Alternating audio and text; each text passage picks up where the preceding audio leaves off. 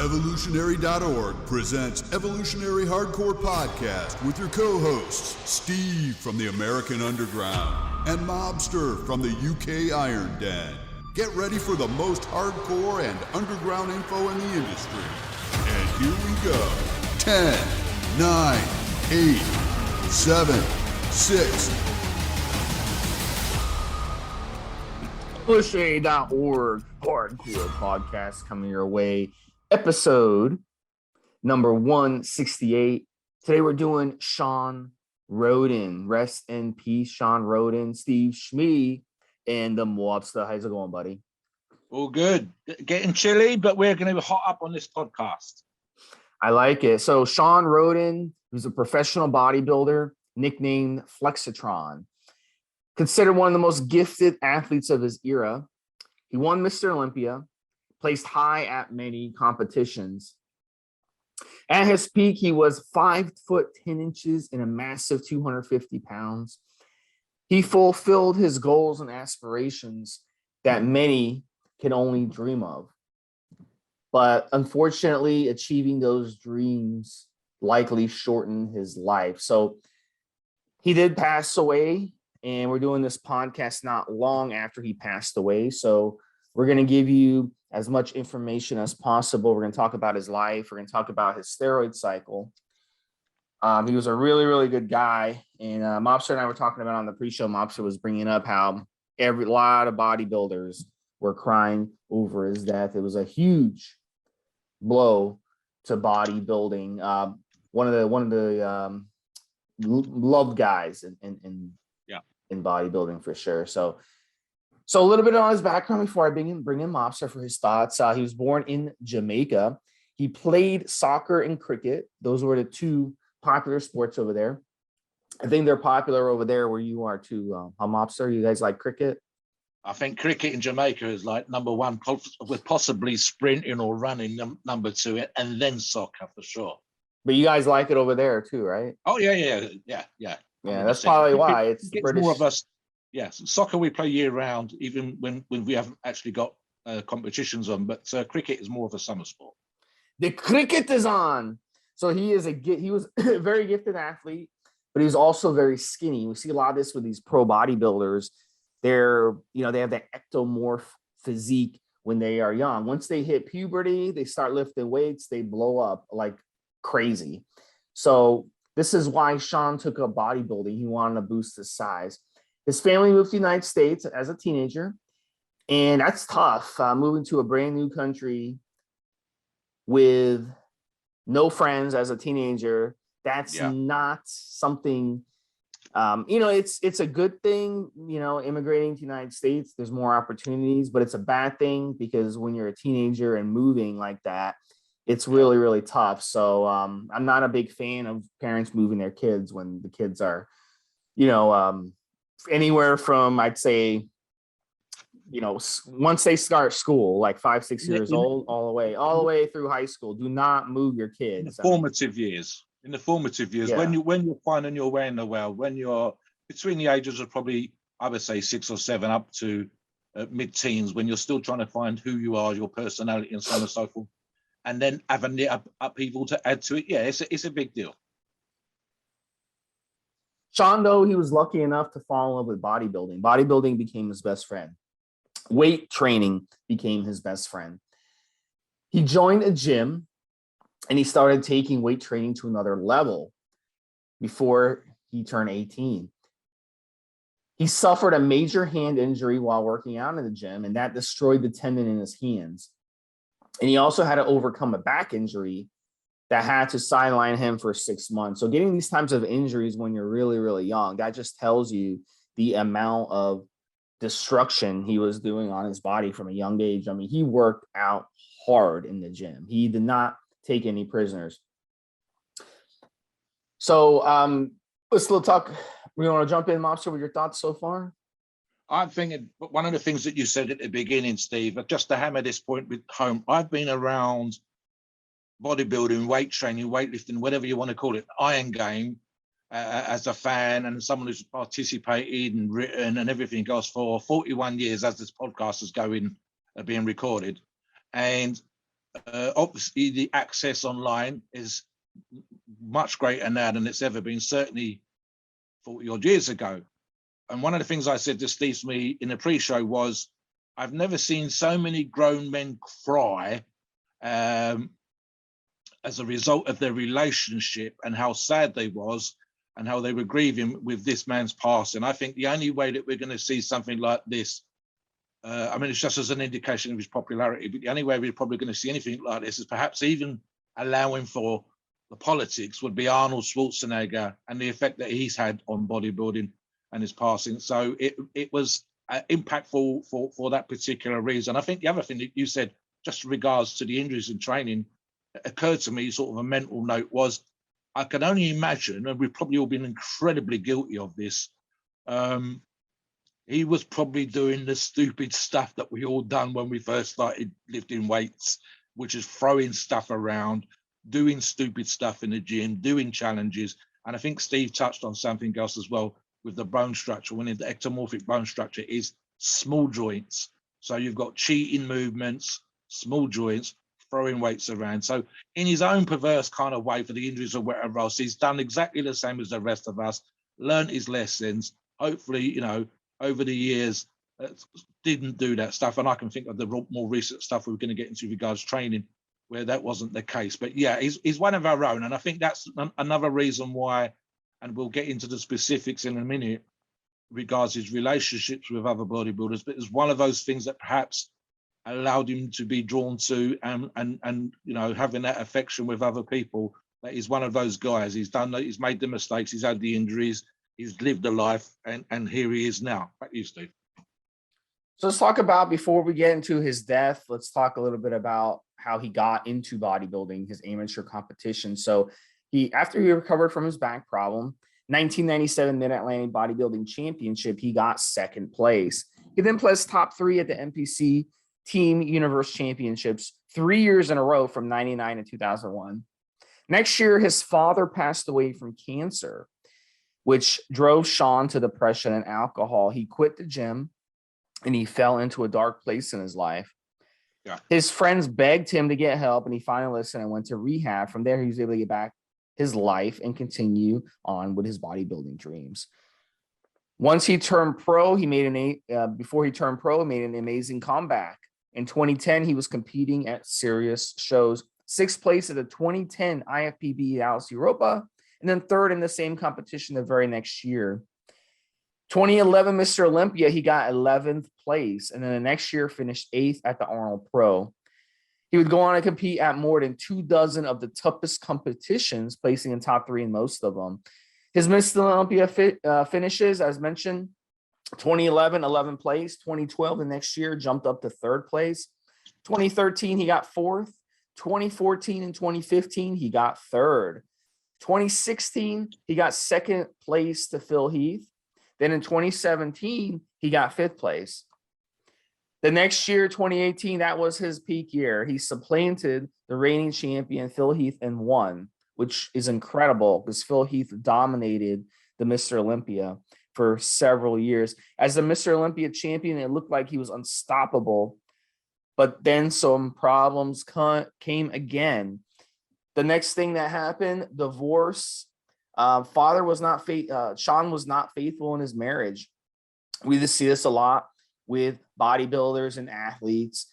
He divorced his wife. Any profession, we see this a lot. But because he is a high profile athlete, you know, it's going to become publicized. Divorced his wife, Michelle Sugar, 3 years after they had a daughter together. After his Mr. Olympia win, Shawn invited a married woman he was coaching up to his room, Salt Lake City, and she says that he sexually assaulted her.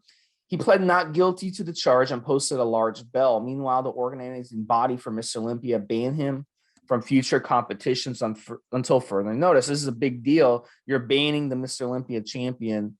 And this is a tough situation because there's only 2 people who know what happened in the room, him and the woman.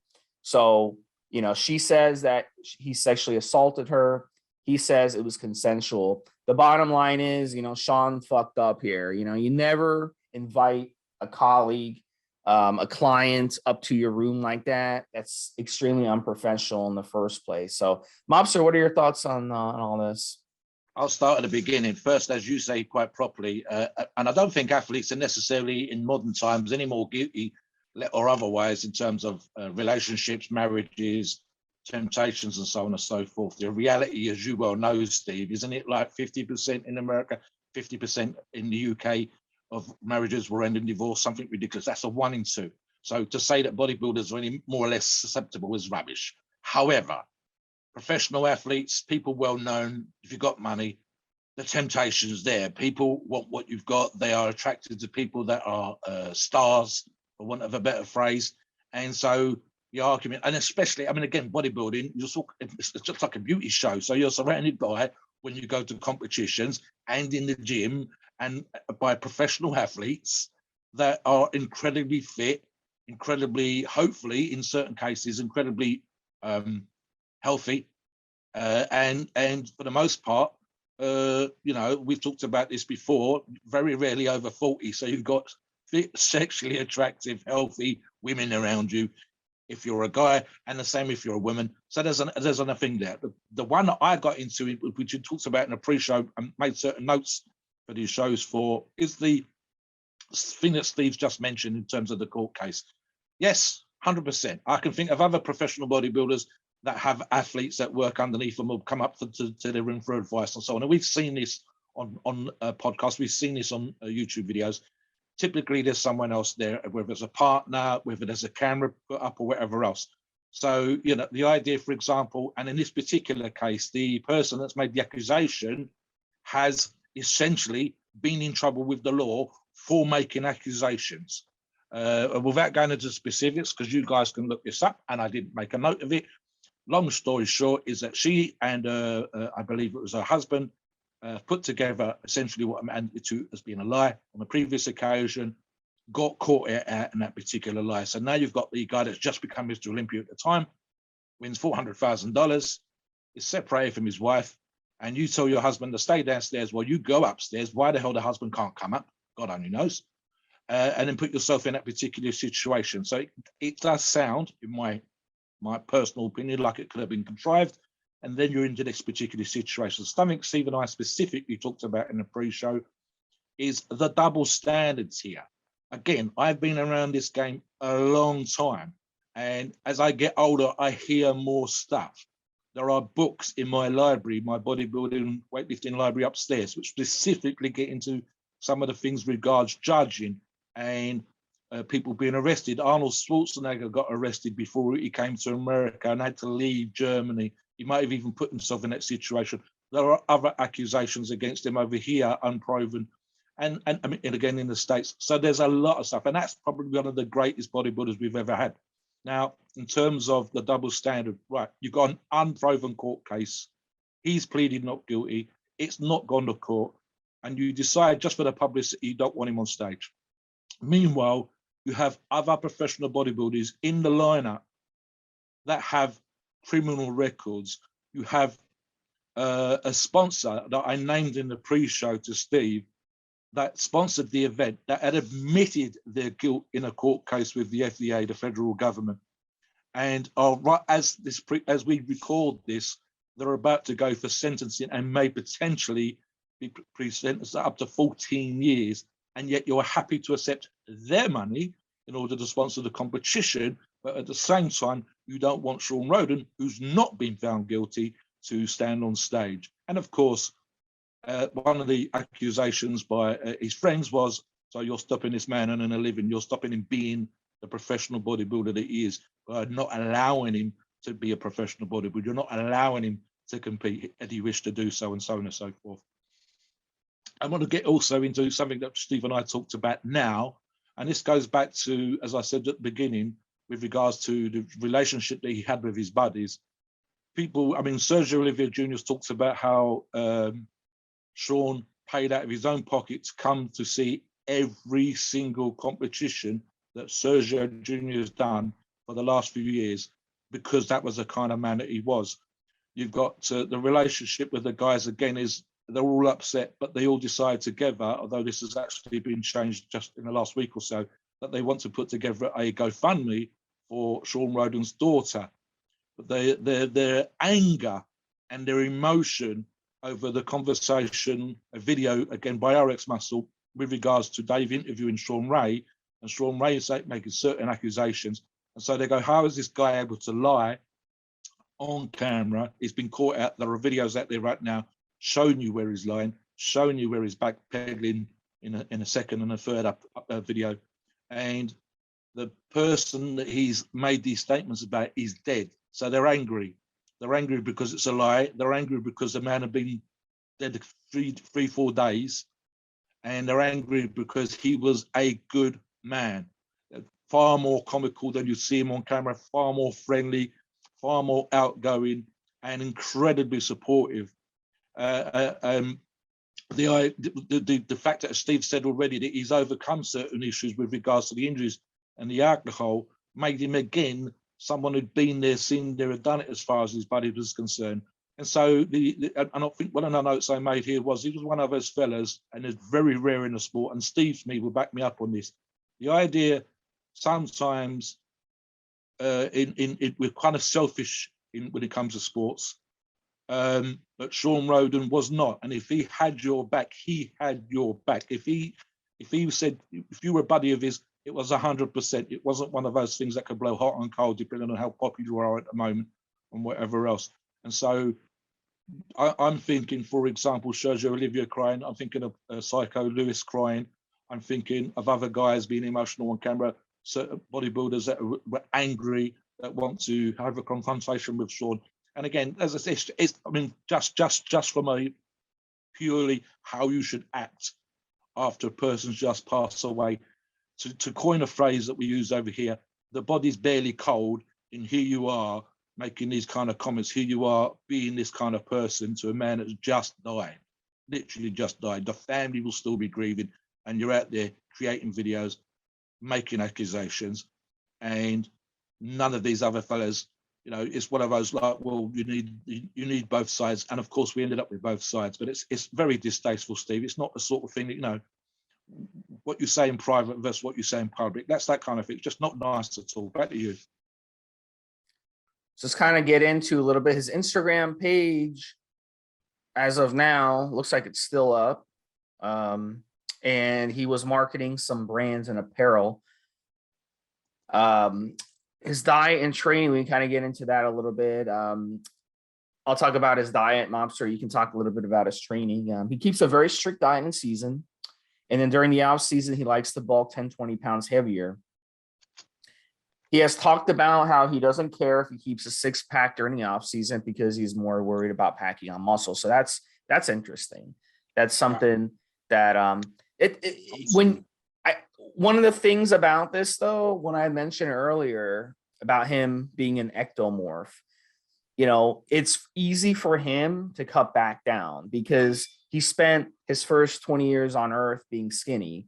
So for him, cutting down is easy. But if you've been, you know, kind of, you know, average build or kind of chubby your whole life, you can't do something like this. I talk a lot about this on the forums because your body has memory. So for him, he can kind of get sloppy with his diet.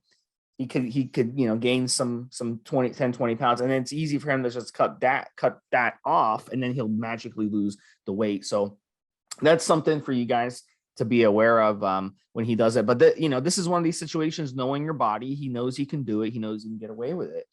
So he was able to do it before he, you know, passed away. So Mobster, get into that a little bit and then talk about his training a little bit, and we'll kind of get into his death.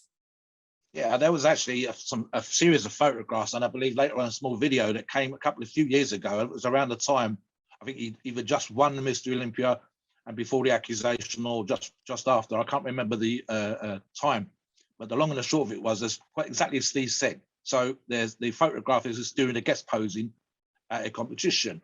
I mean, from memory, it might have been a Dexter Jackson Classic, but I might be wrong. Long story short, he comes on stage and he's out of shape. He's not. There are no abs. The belly is a little bit bloated. He may have even had the tiniest touch of gyno. He kind of had that level of shape to him, and people were like, "What the hell?" And it was one of those think Steve kind of is correct in his thinking. It's one of those, like, it's also a professional bodybuilder thing. If I'm paying you to appear on stage, one assumes he's being paid as a pro, then I expect you to have some kind of shape. I don't necessarily expect you to be in Mr. Olympia shape, because staying in that kind of condition all year round is just as unrealistic, regardless of whether you're ecto, endo, or mesomorphic. It's just impossible. And you shouldn't stay in that kind of shape all year round. It's very difficult to make progress no matter what. But equally, was it unprofessional of him to turn up on stage? And I think the other part, which Steve just touched upon, was that once they got past, was it professional or not, they got into the, oh my God, look at his shape. And I think it must have been 12 weeks, something like that. I'm going to say pre-competition, because they're like, what the hell is he doing looking this far out of condition pre-show? But it's exactly what Steve said. He came in 12, 16 weeks later, whatever the time scale was, a hell of a lot better. And I think it's exactly like Steve says. I mean, I'm probably a little bit older than Shawn was. So the idea that his metabolism would have still been ticking over when that happened, and having the ability and knowledge and experience to get into shape. There is some conversation with some of his buddies in the recent videos in regards to, which we'll get into specifics of in a minute, of course, the PED use not being that high compared to other pros. So as you said, the knowledge of him being able to know that he can get into shape in that time scale and carrying, perhaps as you said, if he'd have been an endomorph, that would have been a really bad idea. If it had been meso, it would have still been a little bit, because there's going to be a mesomorphic quality to him. The muscular shape is still going to be in there. The aesthetic's still going to be in there. Whereas ectomorph, as you say, Steve, tends towards the slightly faster metabolism, tends towards the not carrying much body fat.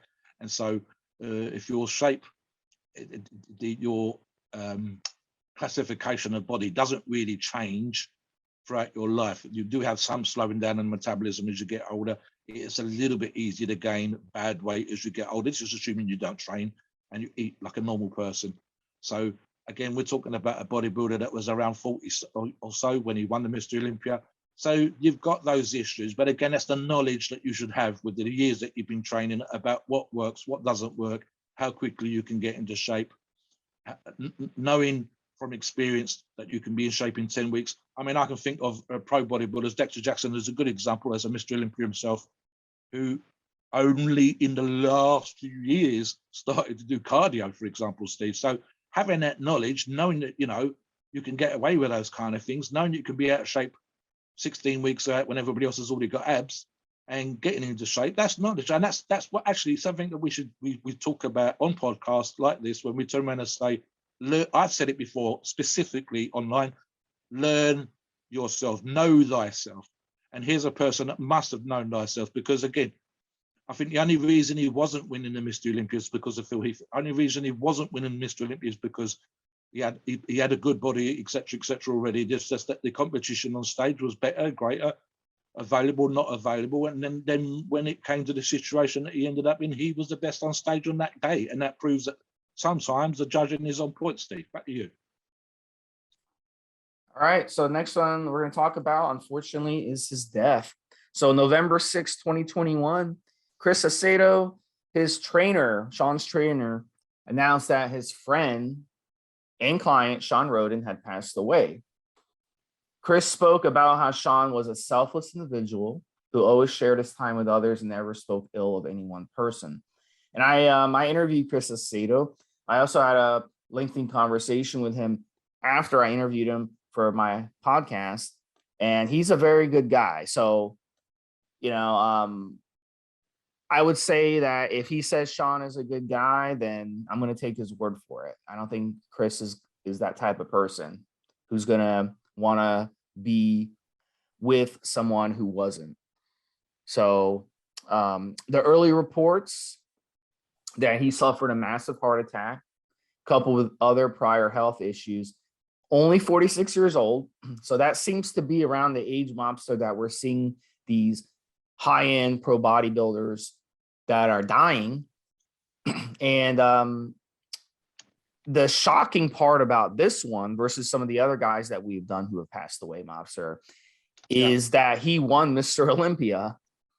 So that would be like Tom Brady winning the Super Bowl, and then, a year or two later, dying from a health problem.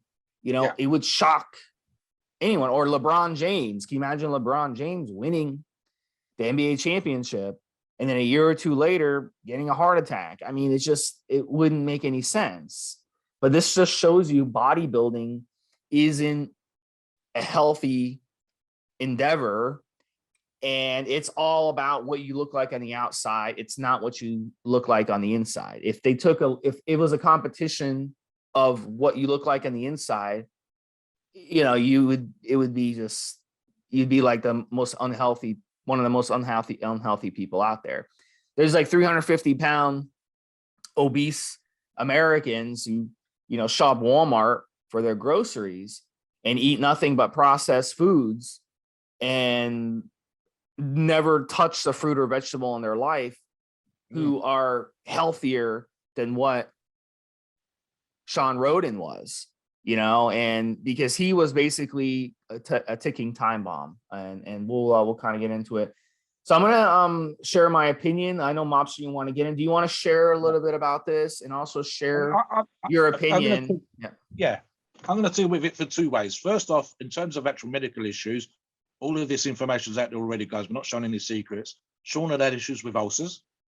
Shawn had an issue with, I can't remember if it was a broken jaw or not, when he turned up and his buddies are like, what the hell? And his jaw had to be wired shut, and they were using a blender so they could get food in, maintain his muscle size. So he had a medical issue there. That there'd been a heart issue or some sort of heart issue in the past. That stuff's been discussed. That stuff's well known. What Steve said is correct, and I'll address that now very quickly. Whether you're a bodybuilder or not, right? And I've got buddies like this, and I'm sure Steve's got buddies like this, or buddies of buddies like this, right? Where they're doing recreational drugs, where they're hitting the booze too often, whether they're going out and having crazy weekends, whether they're staying up all night on this, that, or the other drug and whatever else, right? Now, there's some argument, and it all seems like this. We've got our own version of the rednecks over here, Steve, where sometimes they seem to be doing absolutely crazy drugs, meth, God knows what else, and no matter what, they seem kind of bulletproof. Their genetics are crazy, but the reality of the situation is, and whether we're talking about Shawn Rhoden, or whether we're talking about someone else, or just bodybuilding generally, and I think I'll leave it there, but rather than Shawn, because again, reports I wasn't a heavy user of PEDs, unlike others, is that certain lifestyles and elements of lifestyles are wearing, they are aging, they are damaging. If you're up all night doing drugs, drinking and smoking, eating shit, we've got members on our forums that, and I'll use the rabbit ears while I'm talking to Steve here, don't like veggies, or I can't eat vegetables. Yes, you fucking can. There's a point right there. And it's, can I have cold cuts rather than go out and buy chicken breast from the supermarket or your local butcher or whatever? And we're like, come on, guys. You want to get big, you want to get strong, but surely you want to be big and strong, lean for a long time. Can I have a beer during the week? Can I have beers at the weekend? Can I use cannabis? Steve, back me up on this. It's kind of like guys want to be able to do stupid shit and still look amazing. That's fucking magic, guys. It's unbelievably rare if you haven't got the genetics, and even with the genetics, and you really can't do it. You can't burn the candle at both ends and expect to look amazing. Now, what Steve's inferring really when he talks about bodybuilding, which we have addressed on other podcasts, is we know some bodybuilders are using crazy amounts of drugs.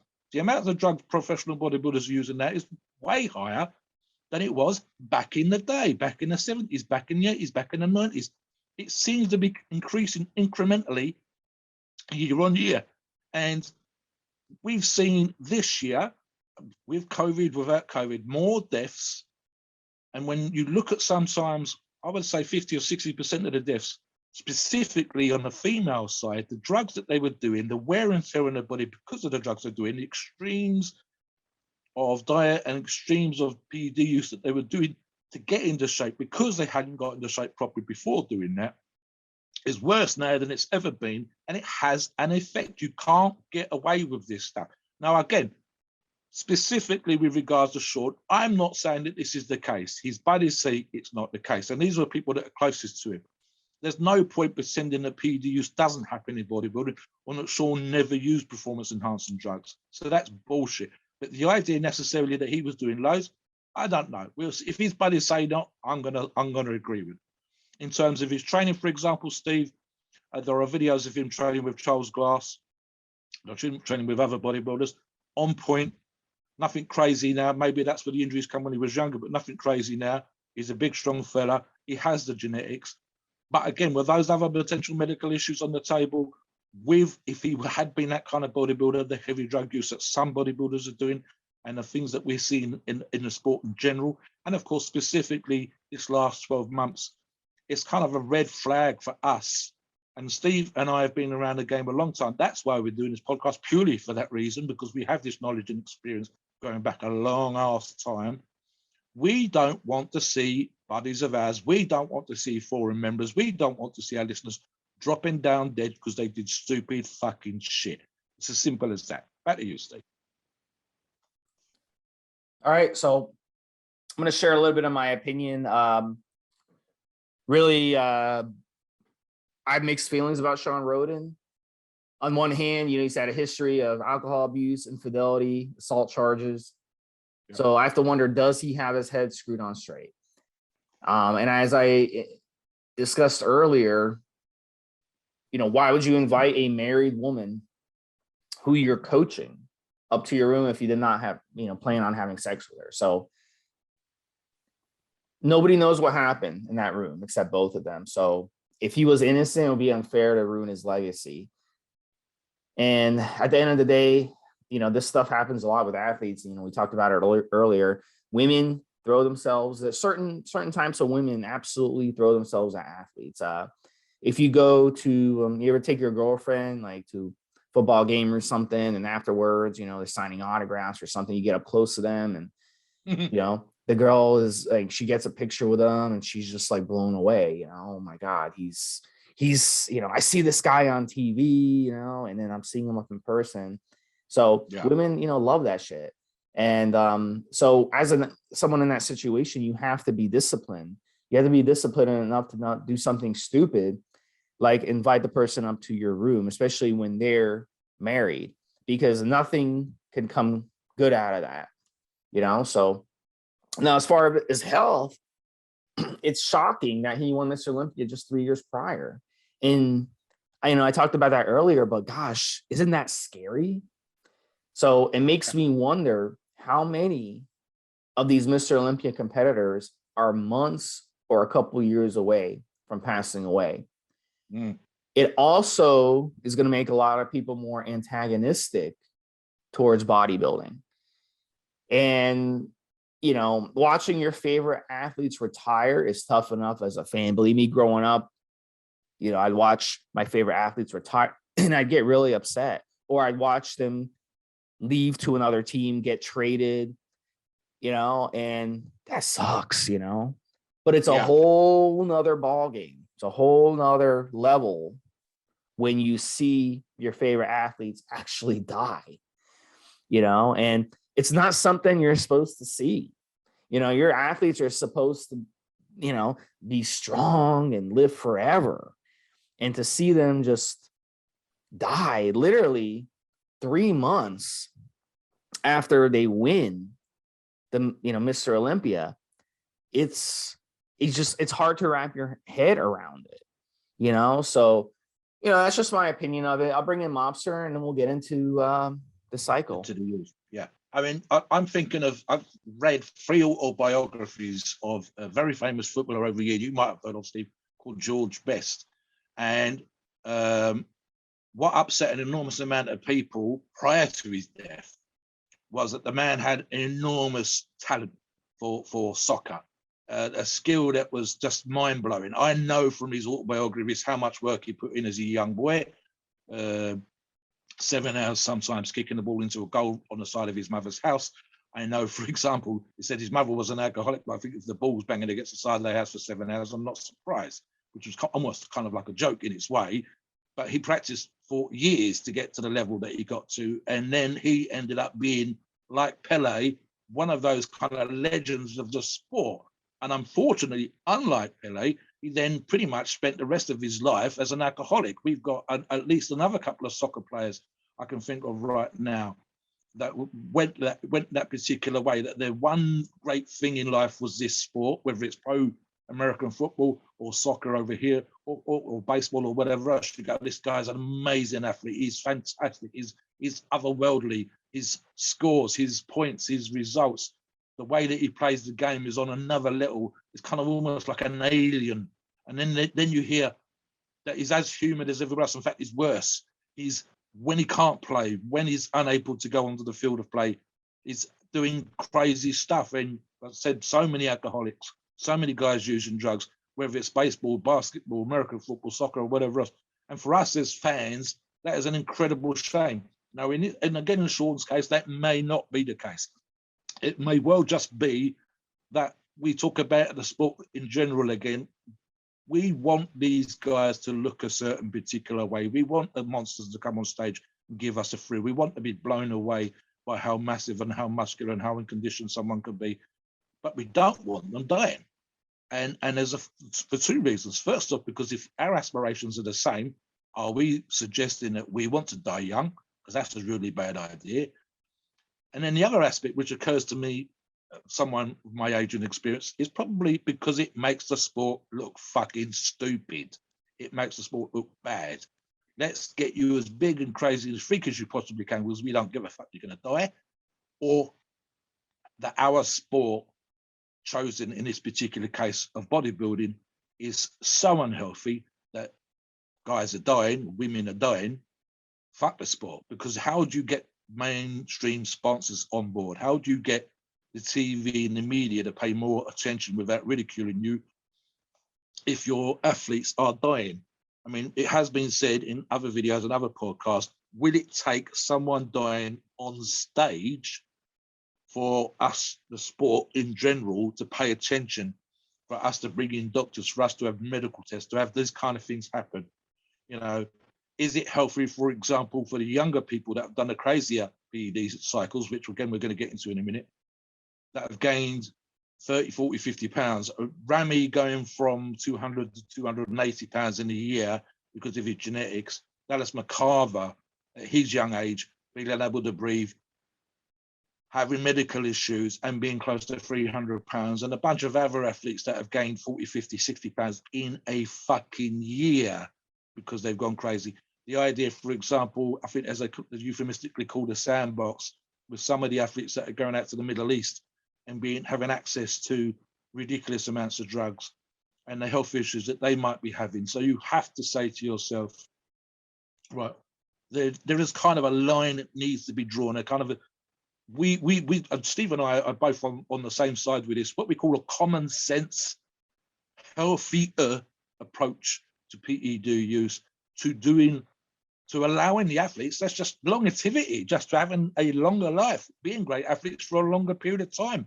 That's just as a fan. And then just as a human being, saying, do your absolute best in your chosen sport, be the damn best you possibly can be, and then live a long life and enjoy it. I mean, come on. I mean, that's the whole point. And again, I think there's one more issue, Stephen. It probably age-related. You and I have seen plenty of younger guys, and it's nearly always guys, but sometimes women as well, where the attitude is a lot more gung-ho when they're a certain age versus 5, 10, 15 years down the road. And I'll include him again because we've mentioned him in previous hardcore podcasts. Boston Lloyd, attitude 10 years ago versus now.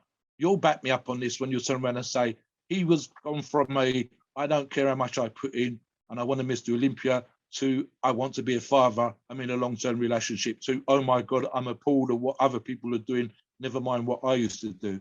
And if you go back 10 years and compare them to now, that's the difference. And that's literally come down to maturity and seeing yourself further down the road, and wanting to be around as a father, having a relationship that makes you want to be around longer, as opposed to not giving a damn 10 years ago, 15 years ago, and so on and so forth. So again, we try to get this point across on the podcast, guys.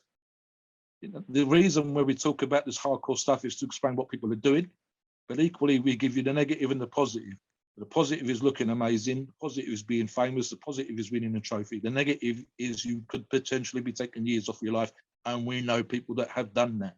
And so our long-term view, myself as 57 years of age, is we want you around for a long time. We want you to be listening to this podcast for a long time. We want you to be healthy. And so this is the reason why we get into this. Let's get into, as you say, Steve, what we think the PED use for someone like Shawn Rhoden would have been and how he got into shape.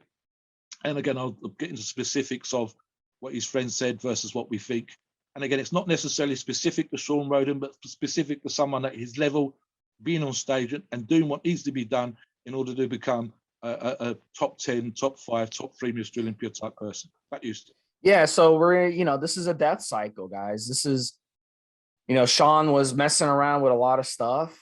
He was messing with alcohol and steroids. He had issues. So, we could speculate his death cycle could have looked something like this. Let's kind of go over some of the things. One of the ones that we know these pro bodybuilders use a lot of is human growth hormone, HGH. 25 IUs is not unheard of. Very expensive to use that much HGH. I mean, thousands of dollars. But if you're going to be at that level, you need that HGH. HGH is going to give you the ability to split and grow cells in the body, not just grow cells like steroids help with, but actually split and grow cells. So this is why they abuse HGH at this level. Now, when you run that much HGH, your blood sugar skyrockets. So how do you get your blood sugar back down? That's through insulin. So 15 IUs a day, not unheard of. And the thing that the HGH and insulin is going to do in synergy is going to help you better take advantage of your large meals. So you see these pro bodybuilders, some of them, they do the videos and you're walking around the grocery store and they're buying all this food and they're eating all this protein, 400, 500, 600 grams a day of protein. You're like, how can they even do that without getting fat, and able to not get sick of eating day in and day out, eating that much food? Well, when you're running HGH and insulin together like that, it's going to allow you to better take advantage of these foods that you're eating. Then basically it gets forced into the muscle. After, you eat the meal and you take the insulin before you eat the meal, it's going to partition that food. So you're able to actually take advantage of that food. Now, a normal person, you eat that much food, it's not going to give you the benefits. So really, you need to be using the HGH and insulin together for that reason. The other steroids, let's talk about some steroids now. Those HGH and insulin, of course, are not steroids, they're peptides. Now let's get into some of the steroids. Testosterone cypionate, 1,500 milligrams a week, especially in the off season. Load up on that cypionate, and then before your show, you start dropping it, and you drop it off, obviously. The other one, they run a lot of Trenbolone, 1,250 milligrams a week. I would say Tren was the big game changer in bodybuilding into the 90s. Guys started using Tren, and it started blowing up their physiques. That's what really separated the boys from the men. If you weren't using Tren, then you were screwed. I'm going to jump in here for a second here, Steve. Tren, of course, which we've discussed again on the forums and in previous podcasts, is potentially and arguably the one with the greatest side effects in regular use in bodybuilding, and the one that perhaps more than any other drug that we're going to discuss, I can think of maybe two down the bottom, which we'll get into in a minute, of the steroids, is the one perhaps that comes with the greatest risk and reward.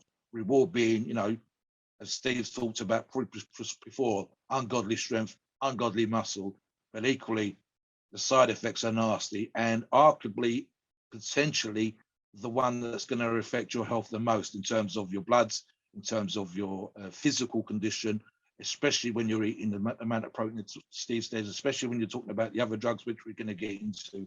So Tren is the ungodly returns and rewards, but potentially the one that's most harmful to your health, and especially at this level. Back to you, Steve.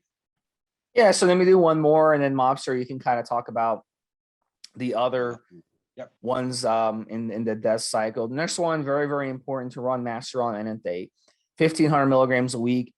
This one is great for hardening. So you're a pro bodybuilder. You want those muscles to look hard on stage. You want them to look like rocks. You want them to feel like rocks.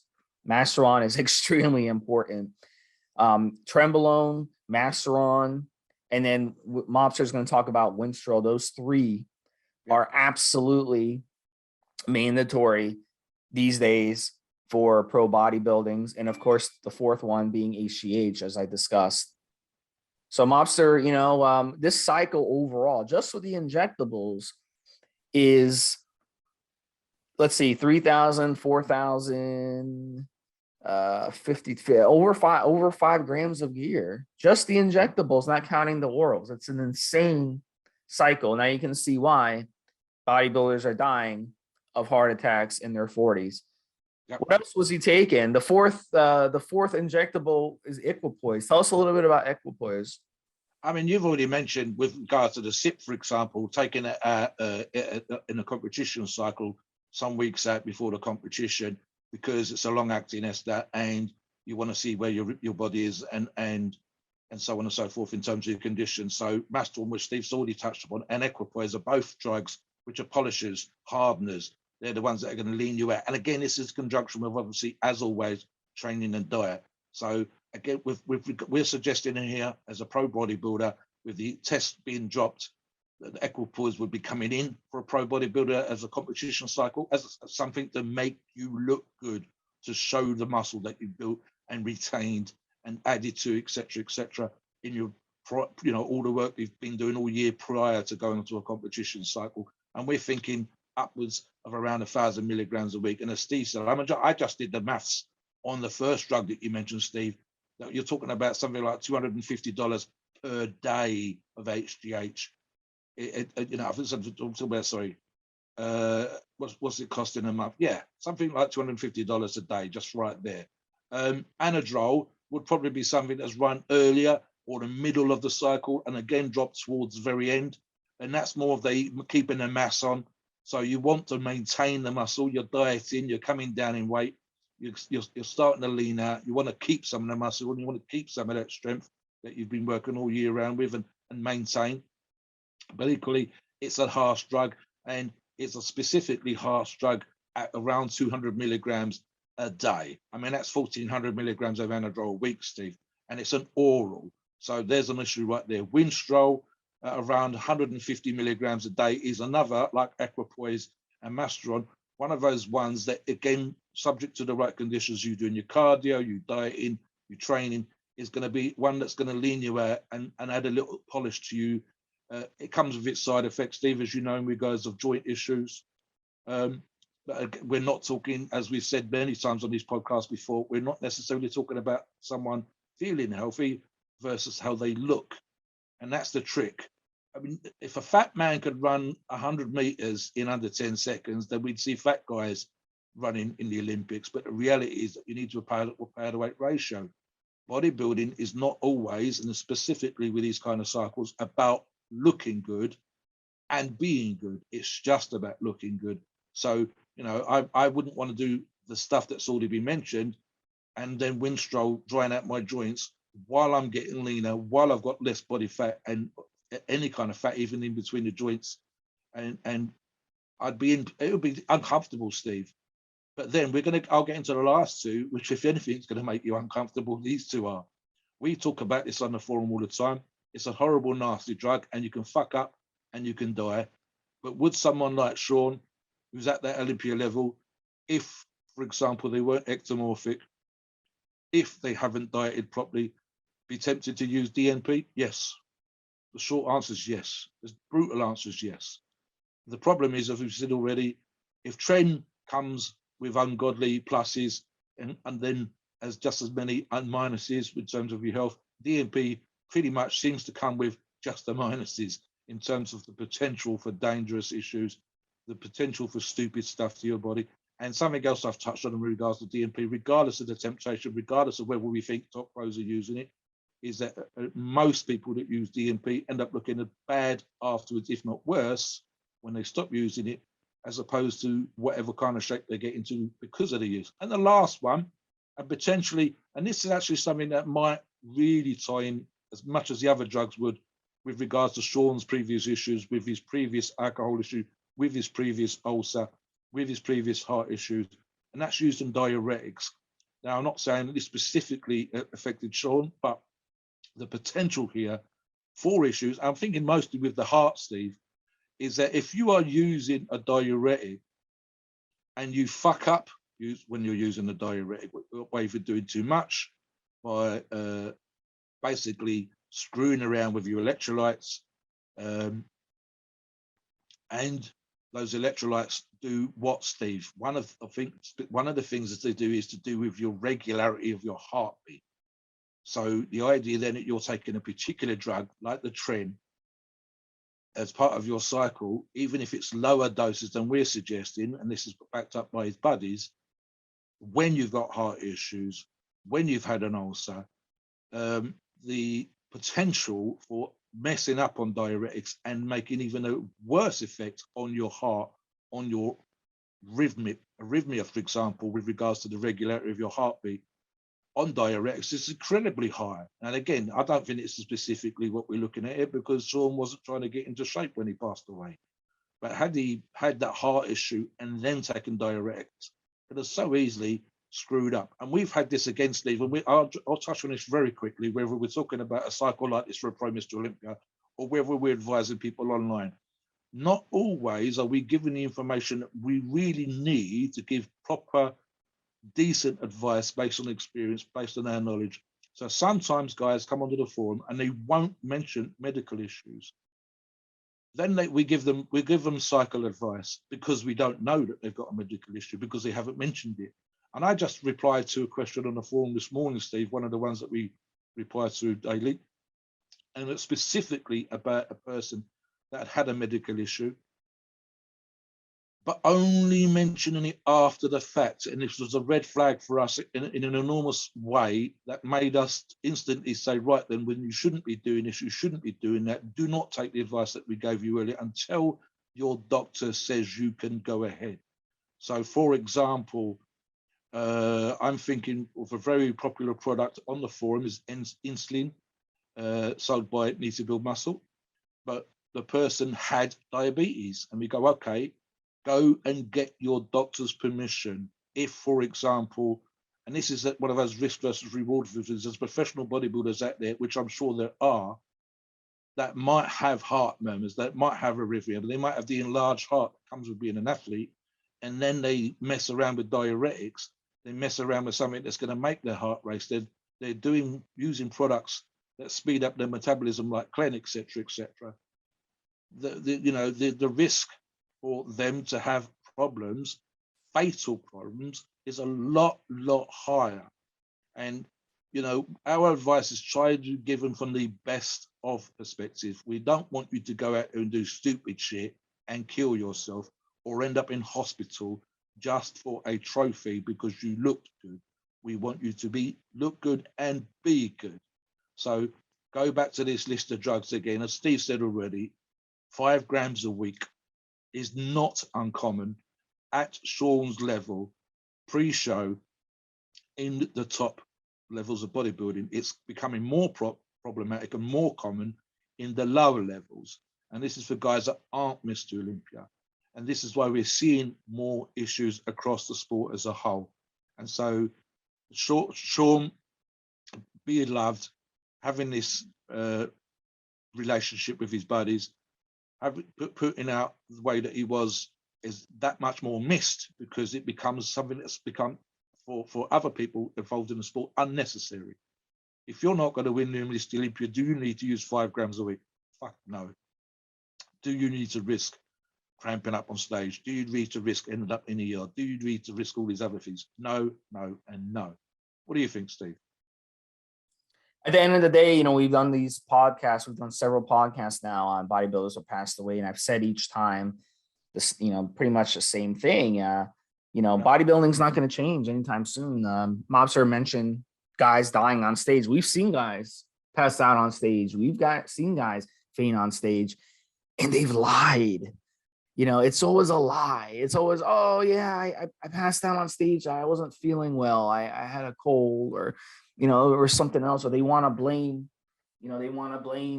something or something they took or something like that. They don't want to blame the sport. It's like they don't want to blame one, Steve? What's the classic one which you and I brought? The amount of fellas that supposedly had stomach issues just before a big competition.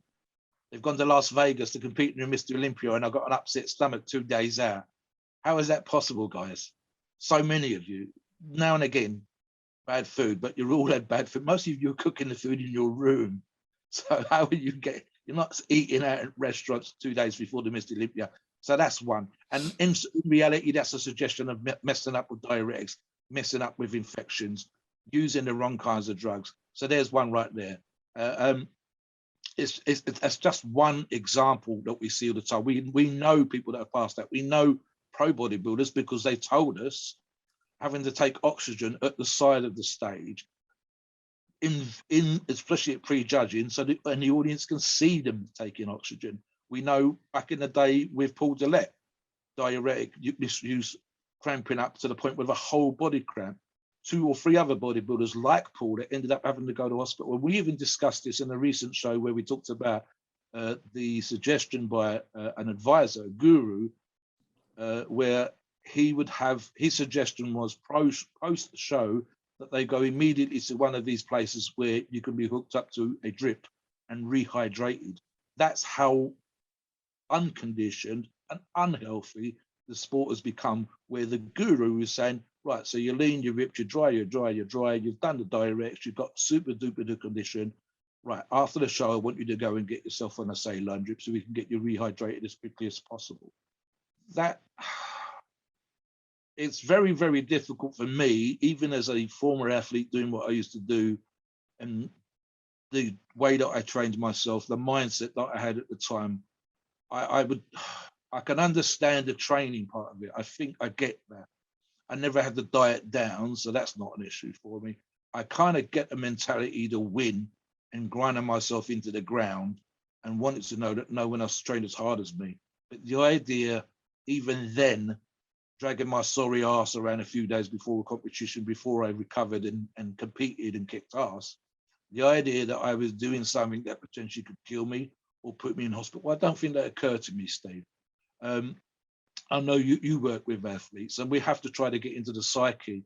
I think it's difficult for us as Joes like that to understand the mentality that makes a person be so driven to do such dangerous things. And again, I don't think necessarily specifically applies to Shawn, but more to the sport as a whole and what we're seeing at the moment. And I think the impact for Shawn, again, as you said earlier on, is that a Mr Olympia of only a few years ago, still in his 40s, his early 40s, passing away, it's kind of mind blowing. And that's part of the effect that he's had on us, on this podcast, on the vlogs and videos that we've seen with other athletes, and on the industry as a whole. The industry as a whole, regardless of how hardcore they like to come across, have all been taken a step back. And I don't know, as you say, whether that will change the sport or whether we'll shake it off and move on. I think this year, and specifically because of the COVID stuff as well, what we're seeing is a lot more athletes of all sports passing away, which is something that needs to be addressed, and you know, it's the reason why. And perhaps it's maybe there's even arguably an undue focus on this particular things, because we've lost so many, both outside of bodybuilding and inside of bodybuilding because of the virus. And then arguably what should be, for the most part, a healthy sport, a healthy lifestyle, eating properly, training, cardio, all these things should be healthy, looking good. Seems a reasonable aspiration if you're doing the other things. To be so potentially lethal, so potentially dangerous, it's a bit of a mind fuck, Steve. Yeah, and you know, we talked about it on the last podcast we did on another bodybuilder who had passed away, but you know, that's bodybuilding. You know, it's until they change the way bodybuilding is judged, maybe doing like a weight, you know, if they do a weight limit, then it's going to screw the taller bodybuilders. Like if they said, you know, you can only weigh up to 240 pounds, then the taller bodybuilders get screwed because you're a shorter guy. You can pack on a lot more muscle. So it's not going to help the situation for someone to be 5'5", 240 pounds, with, 6% body fat. You're holding all that muscle mass. That's not healthy either.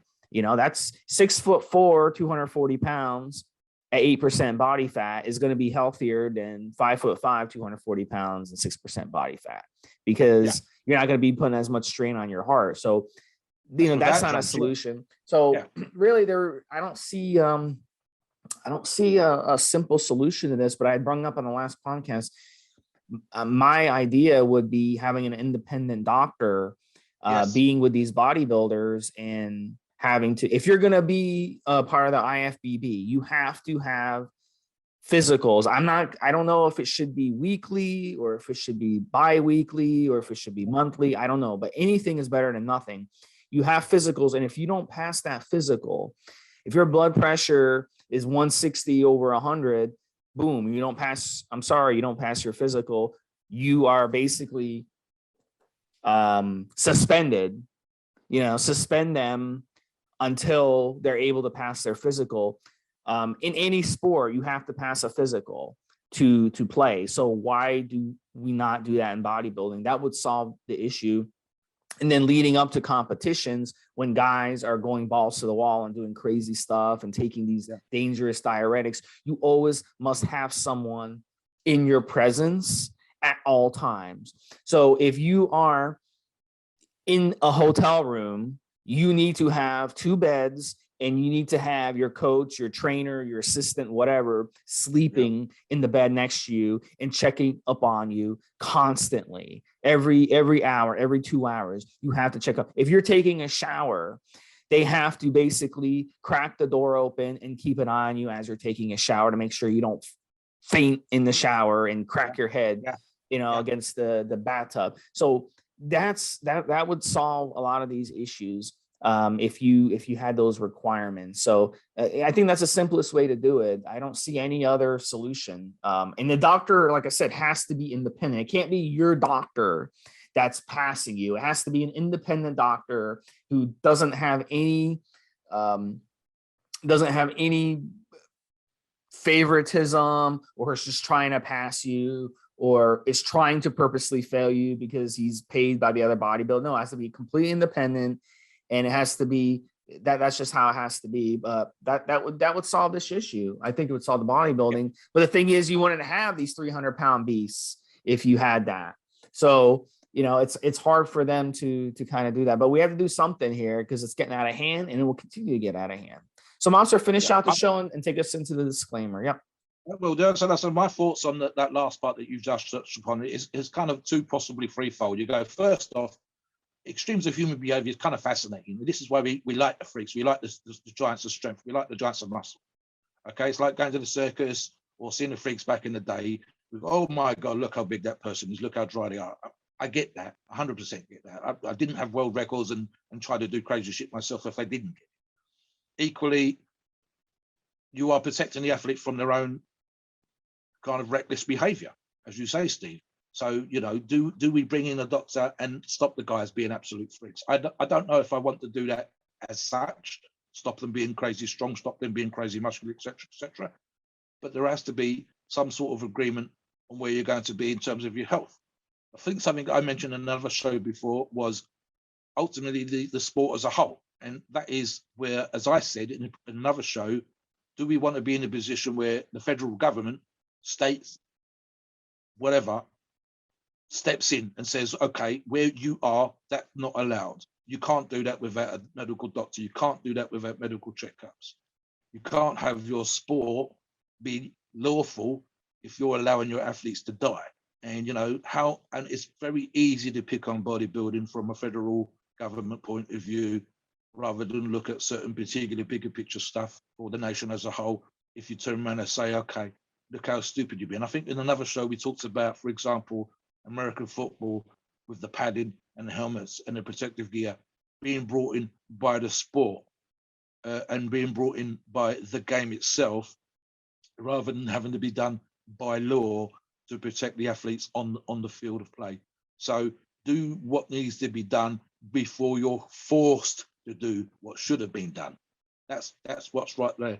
And I said ultimately, Shawn, and I'm going to say my final thoughts was Shawn came across based on what we've seen so far as a really, really nice guy, well respected, whose passing had an enormously sad and respectful effect by other athletes within the game, and wasn't really seen as that extreme kind of a guy. When we talk about these things, we'll talk about extremes from the sport as a whole, not necessarily from Shawn specifically.